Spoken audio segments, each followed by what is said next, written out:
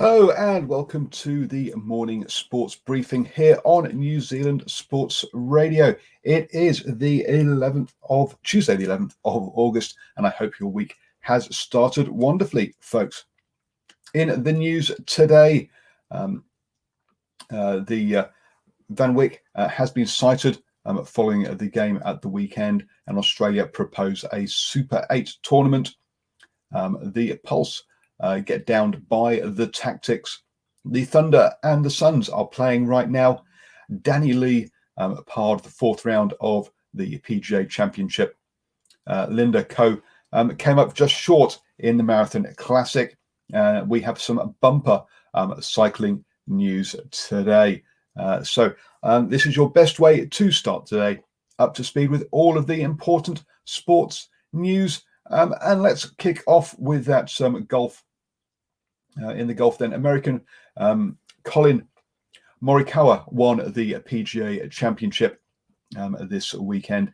Danny Lee finished with par on his fourth round to come in tied at 71st. Saying since he's missed the cut in a couple of the events recently, making it to the weekend was a good result for him. Slipped back, unfortunately, over the last 2 days, though. Over in the women's golf and at the Marathon Classic, Linda Ko had a 5-shot lead with 6 holes to go, but bogeying one of those and then double bogeying the last meant that she got pipped and lost out to Danielle Kang, who has now won back-to-back tournaments. It's now over 2 years since Linda Ko has won a tournament, and she was suffering from back pain during this tournament, which obviously hampered her play. Moving on then to the football, and in the Champions League, we know what the quarterfinals look like now, and they will start on Wednesday evening or maybe Thursday morning our time with Atalanta versus Paris Saint-Germain. That's on the 12th of August, followed up by Leipzig, followed Atletico Madrid the following day, and then Barcelona versus Bayern Munich on the 14th, and Man City versus Lyon on the 15th. So that's probably Sunday morning, our time. I'm going to hand you over to Stephen now, who is going to take us through the birthdays. Good morning, Paul, and welcome to everybody tuning into New Zealand Sport Radio today. In birthdays today, a rugby player called into the All Blacks as injury cover, but unlucky to ever debut, a world junior cross-country cyclist, and finally a New Zealand motor racing legend. And that's where we start with our birthdays today.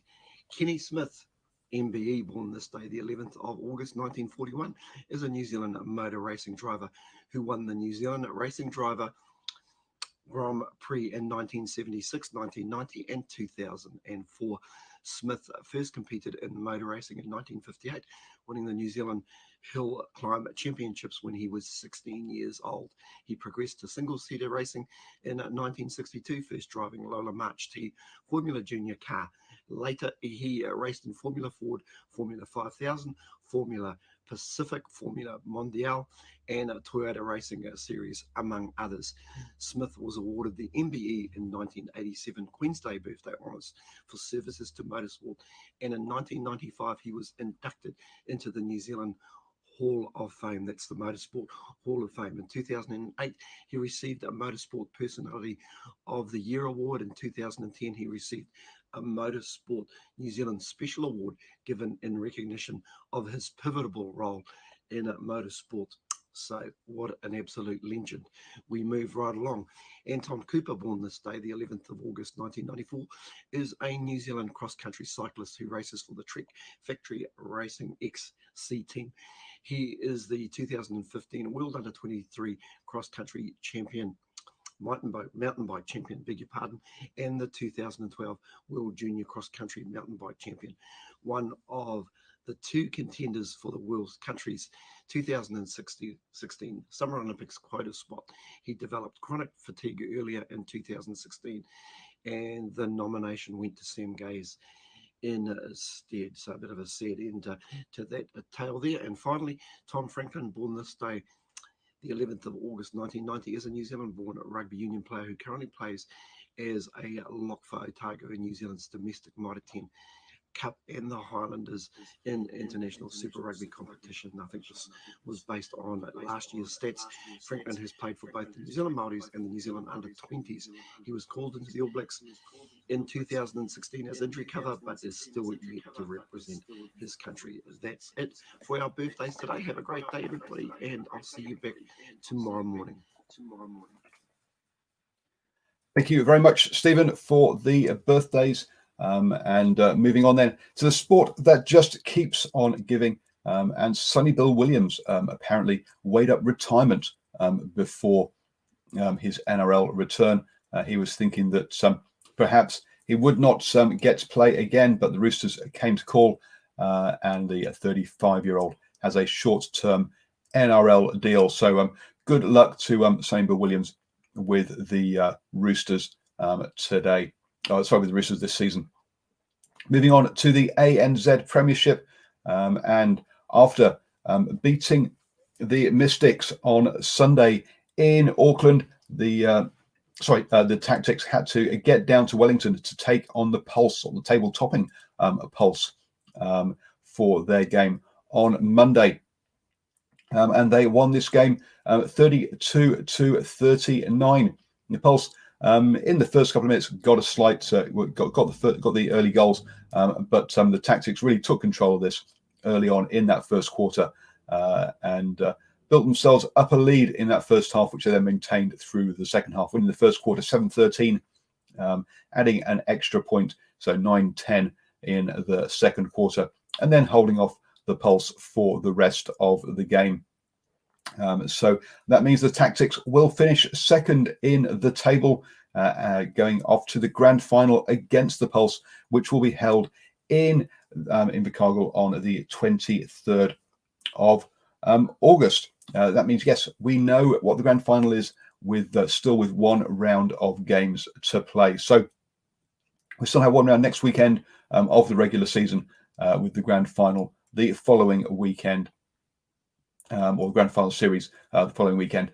We still need to figure out some of the minor placings that will to sort that out. So there is still things to play for further down the table. I think you probably actually know that the Northern Mystics will probably face the Northern Stars in the 3rd, 4th playoff, and the 5th, 6th playoff will probably be the Southern Steel versus the Magic. I'm not sure the Steel can catch the Northern Stars at this point, to be honest. I think those are going to be 3 games in the final series. We say we have one more round of games this coming weekend, starting with on Friday with the Mystics versus the Stars. Over in the NBA, and Steve Adams' Thunder are playing the Sun currently. We're just over a minute into the first quarter. The Thunder are leading at 30-22, but it doesn't look like Steve Adams has suited up for this game. Does this game matter? Well, the Thunder already have qualified for the final series in the Western Conference, but it's very close between the Houston Rockets, the Oklahoma Thunder, and the Utah Jazz, and actually also the Dallas Mavericks for 4th all the way down to 7th seedings. So yes, the seedings still matter, even though the LA Lakers have taken off, have won the Western Conference and will be seeded first on that side. Over on the Eastern Conference, we now know the 8 teams that will be in the finals. It will be the Bucks, the Raptors, Celtics, Heat, Pacers, 76ers, Nets, and Magic. All the other two, it's been decided now as to which teams are in the finals. Down in the Western Conference, it still needs to be decided at final place in the basketball. Moving on then into cycling news, and we have a bumper load of cycling news for you today. First off, Ella Harris, who is one of the New Zealand cyclists in the World Tour, unfortunately broke her leg on ahead of the Strada Bianchi race the other weekend when she was doing recon for the race. The bike just slid out from underneath her on dry conditions on a corner, and she landed badly. So we hope she has a speedy recovery. She is expected to return before the end of the season, probably around early October, maybe late September. So we wish her all the best.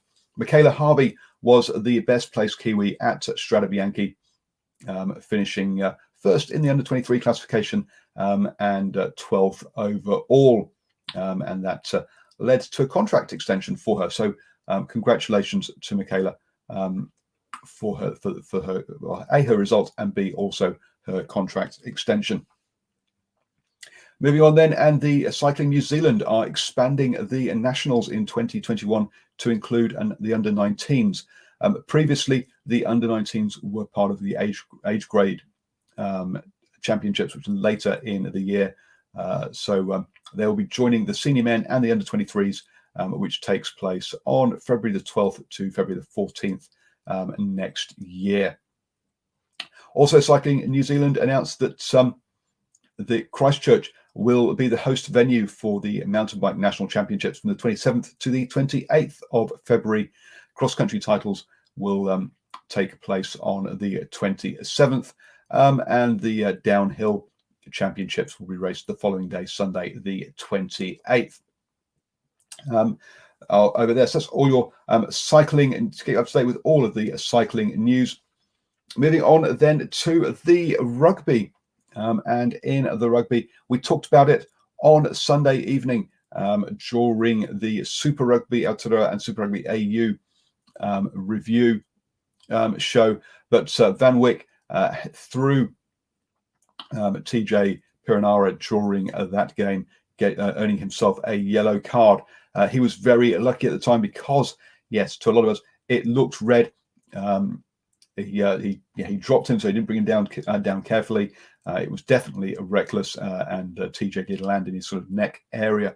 So, yes, Van Wyk has been cited for that.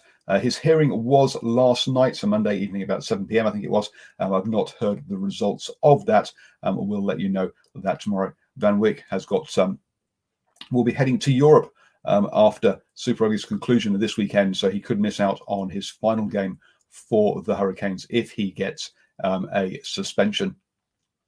Rugby Australia have reached out to broadcast partners for bids to their for that contract, and they've put a number of proposals in there, and bids included.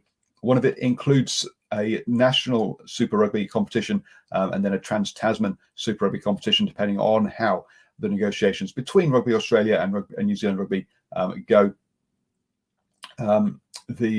Rugby Australia have also proposed a Super 8 competition that would see the top two teams from New Zealand, Australia, South Africa, and then potentially Argentina and Japan, or the Pacific and Japan, playing off in a post Super Rugby tournament, a four-week tournament there. So we'll see how far that flies, and whether they have been discussing that with their Sanzar partners, or whether this is something that they have just thought up themselves. Apparently Japan are interested in getting involved in that one.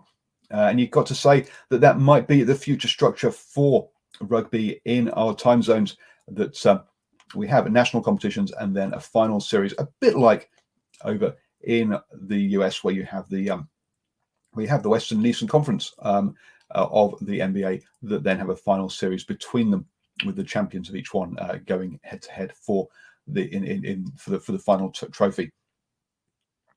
You have now started the day the best way, up to speed with all the important sports news. Don't forget, you can listen to us on the go as well. Just download the podcast on iTunes, Spotify, iHeartRadio, or Acast, or your favorite podcatcher. And then you can be doing your gardening or your commute, and have us chirping away in your ears. So have a wonderful week. Tuesday, everybody. We'll be back this evening with our first ever basketball show at 8 p.m. So really looking forward to bringing that to you. and I'll be back tomorrow morning at 7 a.m. with the morning sports briefing to help you start your day the best way.